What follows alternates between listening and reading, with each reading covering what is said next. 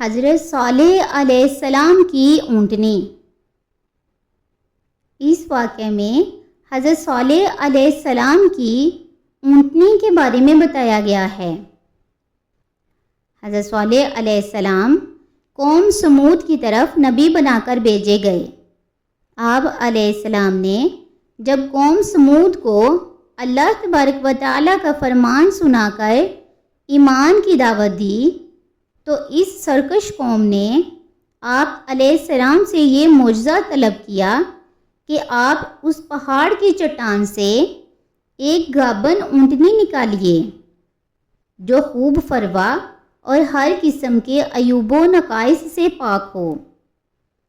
چنانچہ آپ علیہ السلام نے چٹان کی طرف اشارہ فرمایا تو وہ فوراً ہی پھٹ گئی اور اس میں سے ایک نہایت ہی خوبصورت، تندرست اور خوب بلند قامت اونٹنی نکل آئی جو گابن تھی، اور یہ اپنے بچے کے ساتھ میدانوں میں چرتی پھرتی رہی۔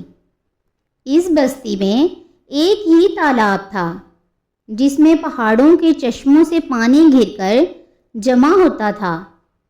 آپ علیہ السلام نے فرمایا کہ اے لوگو، دیکھو یہ معجزہ کی اونٹنی ہے۔ ایک روز تمہارے تالاب کا سارا پانی یہ پی ڈالے گی اور ایک روز تم لوگ پینا۔ قوم نے اس کو مان لیا۔ پھر آپ علیہ السلام نے قوم سمود کے سامنے یہ تقریر فرمائی جس کا ترجمہ یہ ہے: اے میری قوم، اللہ کی عبادت کرو، اس کے سوا کوئی تمہارا معبود نہیں۔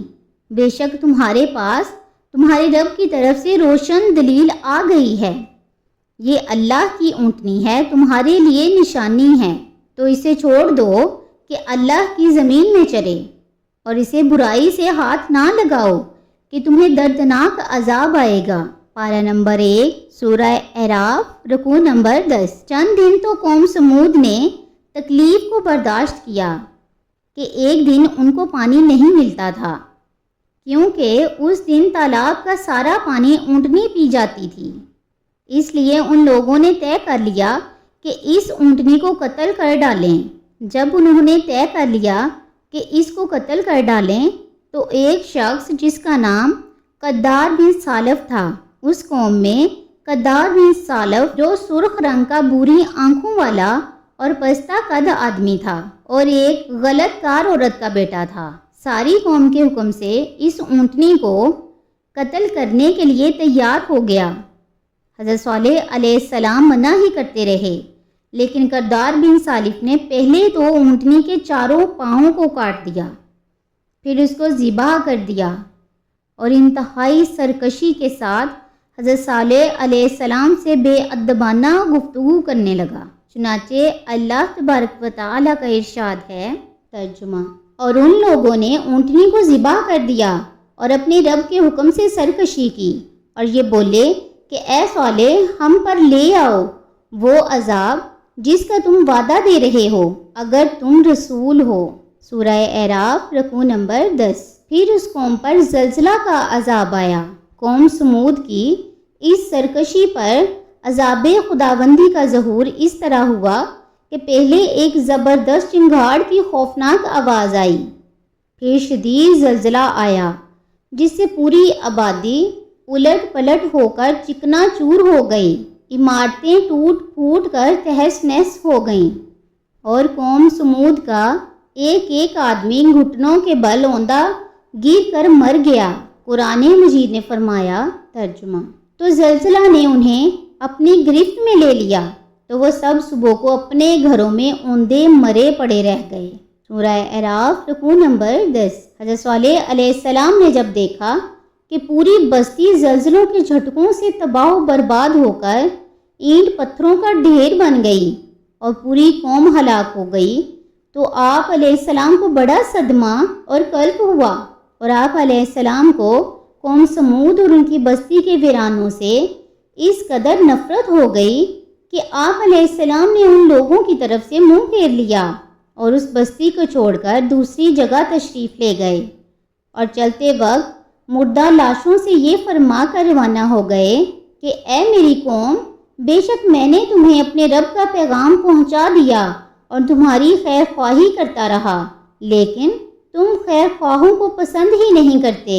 سورہ اعراف رکوع نمبر 10۔ خلاصہ کلام یہ ہے کہ قوم سمود کی پوری بستی برباد و ویران ہو کر کھنڈر بن گئی اور پوری قوم فنا کے گھاٹ اتر گئی کہ آج ان کی نسل کا کوئی انسان روئے زمین پر باقی نہیں رہا۔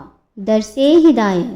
اس واقعے سے یہ سبق ملتا ہے کہ جب ایک نبی کی ایک اونٹنی کی قتل کر دینے والی قوم عذاب الہی کی تباہ کاریوں سے اس طرح فنا ہو گئی کہ ان کی نسل کا کوئی انسان بھی روئے زمین پر باقی نہ رہا، تو جو قوم اپنے نبی کی آل و اولاد کو قتل کر ڈالے گی وہ بھلا عذاب الہی کے قہر سے کب اور کس طرح محفوظ رہ سکتی ہے؟ چنانچہ تاریخ شاہد ہے کہ کربلا میں اہل بیت نبوت کو شہید کرنے والے یزیدی کوفیوں اور شامیوں کا یہی حشر ہوا کہ مختار بن عبید کے دور حکومت میں یزیدیوں کا بچہ بچہ قتل کر دیا گیا اور ان کے گھروں کو تاخت و تاراج کر کے ان پر گدھوں کے ہل چلائے گئے، اور آج روئے زمین پر ان یزیدیوں کی نسل کا کوئی بچہ باقی نہیں رہ گیا۔ اس سے یہ بھی سبق ملتا ہے کہ اللہ تعالیٰ اپنے محبوبوں کی ہر چیز کو اپنا محبوب بنا لیتا ہے، لہٰذا اللہ تبارک و تعالیٰ کے محبوبوں کی آل و ازواج ہوں یا اصحاب و احباب یا ان سے نسبت و تعلق رکھنے والی کوئی بھی چیز ہو، ان میں سے کسی کی بھی توہین کرنا یا بے ادبی سے اللہ تبارک و تعالیٰ کا قہر اور عذاب کسی نہ کسی صورت میں ظاہر ہو سکتا ہے، لہٰذا ہر وہ چیز جس کو اللہ تعالیٰ کے محبوبوں سے نسبت حاصل ہو جائے تو اس کی تعظیم و تکریم لازم و ضروری ہے، اور اس کی توہین و بے ادبی عذاب الہی کی ہری جھنڈی اور تباہی و بربادی کا سگنل ہے۔ معاذ اللہ۔